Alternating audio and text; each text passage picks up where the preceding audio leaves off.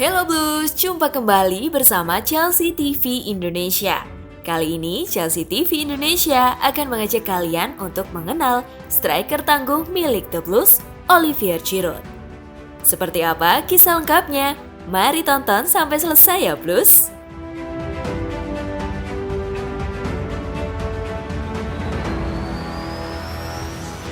Olivier Jonathan Giroud lahir pada 30 September 1986 di kota Chambéry, wilayah Tenggara Prancis. Oli kecil sendiri dibesarkan di desa bernama Frox dekat Grenoble. Tak heran, dia mengawali karir juniornya sejak berusia 6 tahun di klub kecil yang berada di desa setempat, yakni Olympique Club de Frox. Kecintaannya pada permainan si kulit bundar ini disebabkan oleh kakak laki-lakinya, Romain Giroud. Oli kecil memang memiliki hubungan yang sangat dekat dengan kakaknya. Kedekatan dengan Romain menimbulkan pengaruh besar atas kehidupan Oli. Hal tersebut terlihat ketika Romain gagal dalam karir sepak bolanya. Sang adik sempat takut untuk melanjutkan mimpinya sebagai pesepak bola profesional. Romain memang mengalami kegagalan dalam karir sepak bolanya dan alih-alih menjadi atlet, malah pria kelahiran 1976 tersebut berujung menjadi seorang nutrisionis. Meski sempat ragu untuk melangkah menjadi pesepak bola, berkat motivasi dan nasihat dari keluarganya, Oli kembali menemukan semangat untuk mewujudkan mimpinya. Oli sendiri menghabiskan 6 tahun berada di Olympique Club de Frox hingga pada usia 13 tahun, ia bergabung dengan klub junior profesional bernama Grenoble. Namun ketakutan Oli dalam berkarir di dunia sepak bola kembali muncul ketika ia berada di Grenoble. Selama di Grenoble, dia sempat dipinjamkan ke klub yang lebih kecil bernama Istres. Oli yang sudah berusia remaja juga sempat dikatakan tak memiliki kualitas yang memadai untuk tetap berada di Grenoble. Dan klub memutuskan untuk menjualnya. Hal ini tentu mengingatkan Oli akan kegagalan sang kakak dalam dunia sepak bola. Ia sempat mengalami ketakutan besar akan hal ini. Namun, ia tak menyerah pada keadaan dan rasa takut. Saya harus mengambil risiko untuk memulai kembali di liga yang lebih rendah, namun saya tak menyerah, tutur Giroud. Kegigihannya pun kemudian mulai menghasilkan buah manis. Pada tahun 2008, ia direkrut oleh Tours. Di musim pertama bersama Tours, Giroud berhasil melesatkan 14 gol dalam 27 penampilannya. Dan pada musim 2009-2010, Giroud pun menjadi striker utama untuk Tours. Pada pertengahan musim, Giroud yang sudah mencetak 16 gol diboyong oleh tim Ligue 1 Montpellier. Ia diboyong dengan mahar 2 juta euro namun kembali dipinjamkan di Tours hingga akhir musim. Giroud pun mengakhiri musimnya bersama Tours dengan total 21 gol. Torehan 21 gol tersebut menjadikannya top scorer sekaligus Player of the Year Ligue 2. Giroud akhirnya bergabung secara resmi di Montpellier pada 1 Juli 2010. Di musim pertamanya, penyerang dengan tinggi 193 cm itu memang hanya mencetak 12 gol dari 37 pertandingan. Namun di musim keduanya berseragam Montpellier, ia kembali berhasil keluar sebagai top skor Ligue 1, lagi-lagi dengan torehan 21 gol dari 36 laga. Tak berhenti sampai sana, Giroud juga menjadi sosok kunci atas keberhasilan Montpellier meraih gelar Ligue 1 pertama sepanjang sejarah klub. Hal ini tentu luar biasa. Ligue 1 saat itu memang belum didominasi oleh PSG yang saat ini telah menjadi klub kaya raya. Namun bukan berarti menjuarai gelar Ligue 1 merupakan hal yang mudah bagi Montpellier. Sebab kala itu, persaingan papan atas kompetisi kasta tertinggi di Prancis tersebut sangatlah ketat. Seperti Olympique, Lille, hingga Marseille saat itu lebih diperhitungkan untuk menjadi juara Ligue 1. Dengan berperan penting bagi kesuksesan Montpellier, sontak nama Olivier Giroud pun mulai dikenal seantero dunia. Hingga pada akhirnya di musim 2012-2013, Giroud pun direkrut oleh Arsene Wenger yang tengah menjabat sebagai manajer Arsenal. Mahar yang dikeluarkan Arsenal cukup besar di zamannya, yakni sebesar 12 juta euro. Wenger memang dikenal sebagai manajer yang memiliki sejarah panjang dengan pemain berkebangsaan Prancis. Nama-nama seperti Thierry Henry, Nicolas Anelka, Robert Pires, Kyle Clancy, Samir Nasri, hingga Patrick Vieira merupakan rekrutan asal Prancis yang berhasil diorbitkan di The Special One. Di musim pertamanya berseragam Meriam London, performa Giroud tak terlalu gemilang. Pasalnya, ia hanya berhasil serangkan 11 gol dari 34 pertandingan di Premier League.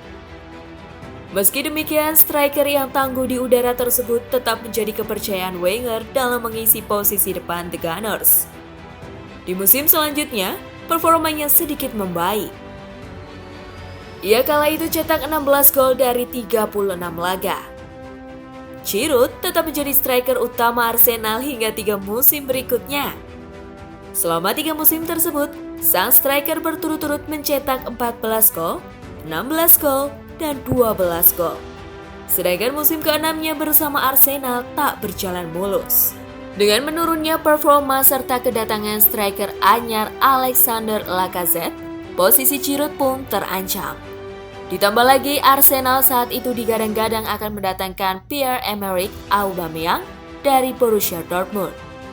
Pada akhirnya di pertengahan musim 2017-2018, Giroud pun seolah dibuang ke Stamford Bridge demi memuluskan transfer Aubameyang ke Emirates Stadium.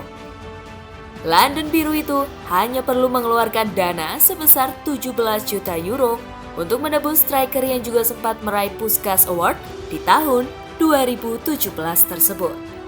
Dijual ke Chelsea membuat Giroud sedih, sebab ia memang memiliki kedekatan emosional dengan Arsenal. Namun perlakuan manajemen Meriam London seolah mengkhianatinya. Ditambah lagi, Giroud dijual ke rival sekota Arsenal, yakni The Blues Chelsea. Keputusannya untuk hengkang juga dipilih Giroud agar ia mendapatkan waktu bermain reguler di Chelsea. Bersama London Biru, Giroud berhasil mengembalikan tajinya. Bergabung di pertengahan musim, ia kerap dimainkan dan pada akhir musim sukses cetak 3 gol. Bila ditotal, pada musim 2017-2018, ia hanya cetak 17 gol dari 46 laga. Bukan catatan yang impresif memang, namun statistiknya tersebut cukup meyakinkan Didier Deschamps untuk memboyong Giroud ke Piala Dunia 2018 yang diadakan di Rusia. Hasilnya kembali luar biasa. Giroud kerap masuk ke dalam starting line-up timnas Prancis dan berhasil membawa Les Blues juara dunia mengalahkan tim kuda hitam Kroasia. Performa Giroud di Piala Dunia 2018 memang sempat dikritik habis-habisan oleh berbagai pihak. Ia memang tak berhasil cetak 1 gol pun untuk Prancis, namun kontribusinya tak dapat dianggap remeh. Ia tak hanya berhasil memperdaya bek-bek musuh untuk menciptakan ruang bagi Mbappe, tetapi ia juga berhasil memenangkan duel-duel udara yang dihadapi timnas Prancis. Kesuksesan Giroud meraih gelar juara paling prestis sejagat raya itu seolah merestart karirnya. Di musim berikutnya, 2018-2019, ia bahkan sukses keluar sebagai top scorer di kompetisi Europa League dengan raihan 11 gol dari 14 laga.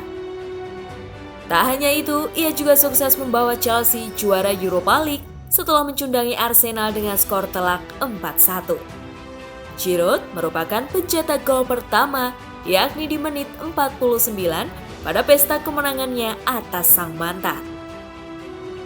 Di musim 2019-2020, Giroud kembali mengawali musim dengan baik. Ia berhasil mencetak 1 buah gol ke gawang Liverpool, meski akhirnya The Reds unggul di babak adu penalti. Pada musim ini, ia berhasil tampil 18 kali dan catatkan 8 gol untuk London Biru. Sementara itu, pada musim ini, posisi Giroud sejatinya diprediksi akan digeser oleh pemain-pemain yang lebih muda. Terlebih Chelsea baru saja memboyong striker muda penuh bakat dari RB Leipzig, Timo Werner.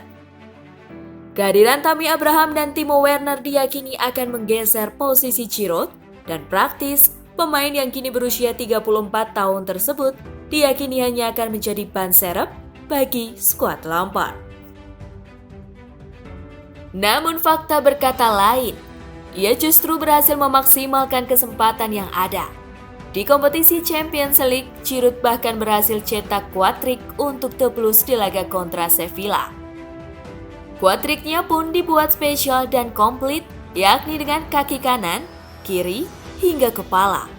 4 buah gol dalam satu pertandingan ini, konon berhasil membuat namanya kembali diperhitungkan Lampard. Dengan itu, ia kembali dipercaya Lampard untuk turun di laga Premier League melawan Leeds United. Dan kepercayaan Lampard kembali dijawab lunas. Ia keluar sebagai pencetak gol pertama di laga itu, dan pertandingan berakhir dengan skor 3-1 untuk The Blues. Hingga video ini dibuat, Giroud sudah melesatkan 9 gol dari 15 penampilannya bersama Chelsea di semua kompetisi. Nah, itulah tadi sekilas perjalanan hidup dan karir striker mahadahsyat milik Chelsea. Predikat mahadahsyat memang layak disematkan ke penyerang dengan tinggi 193 cm ini. Sebab ia tak hanya sukses meraih gelar juara liga seperti Ligue 1 ataupun kejuaraan domestik seperti FA Cup, tetapi ia juga berhasil meraih gelar juara Piala Dunia, bahkan Puskás Award. Sebuah anugerah yang hanya dapat diraih apabila seorang pesepak bola mampu mencetak gol cantik dan fenomenal. Dari sosok Giroud kita juga belajar untuk melawan rasa takut demi meraih mimpi. Giroud berhasil melewati bayang-bayang kegagalan sang kakak hingga akhirnya meraih gelimang pujian dan gelar juara. Tak hanya itu, pria yang beristrikan Jennifer Giroud tersebut juga berhasil bangkit dari keterpurukannya setelah dijual Arsenal ke Chelsea dan justru berhasil membuktikan diri bersama Sang Biru London. Pria yang terinspirasi David Beckham dalam hal gaya dan style tersebut juga berhasil catatkan hal luar biasa, yakni quad-trick pada usia 34 tahun di kompetisi paling bergengsi di benua biru. Bagaimana menurut kalian Blues? Seperti apakah Olivier Giroud di mata kalian? Silahkan bagikan pendapatmu di kolom komentar ya. Buat kamu yang mau request, mau dibahasin sesuatu atau mau diskusi, silahkan komen-komen di bawah ya. Jangan lupa like, share, dan nyalakan lonceng notifikasi supaya kalian gak ketinggalan berita terupdate dari Chelsea TV Indonesia. As always, I will see you in the next video. Stay safe everyone!